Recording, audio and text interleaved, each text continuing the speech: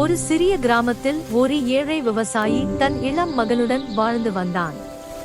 ஒவ்வொரு காலையிலும் அவர்கள் தங்கள் விவசாய நிலத்தில் ஒன்றாக வேலை செய்து விதைகள் நட்டு களைகளை பிடுங்குவார்கள். வாழ்க்கை கடினமாக இருந்தாலும் அவர்கள் ஒருவருக்கொருவர் துணையாக இருந்ததால் மகிழ்ச்சியாக இருந்தனர்.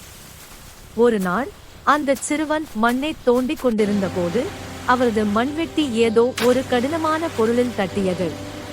கிளிங்!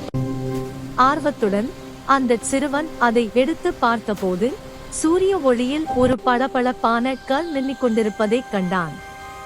அப்பா, பாருங்கள் என்று அவன் கத்தினான். விவசாயி அதை உன்னிப்பாக பரிசோதித்து அது ஒரு வைரம் என்பதை உணர்ந்தார்.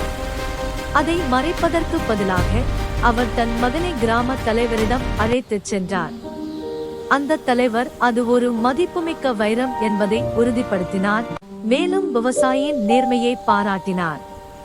அவர்களுக்கு கிடைத்த வெகுமதியை கொண்டு அந்த விவசாயி தனது பழைய வீட்டை பழுது பார்த்தார், விதைகள் வாங்கினார், மேலும் தன் மகனை பள்ளிக்கு அனுப்பினார்.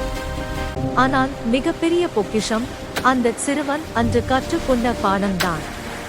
கடின உழைப்பும் நேர்மையும் சாதாரண மண்ணை கூட விலைமதிப்பற்ற செல்வமாக மாற்றும். அன்றிலிருந்து அந்த விவசாயியும் அவரது மகனும் எந்த வைரத்தையும் விட பிரகாசமான நம்பிக்கையுடன் தங்கள் நிலத்தில் உழைத்தார்கள்.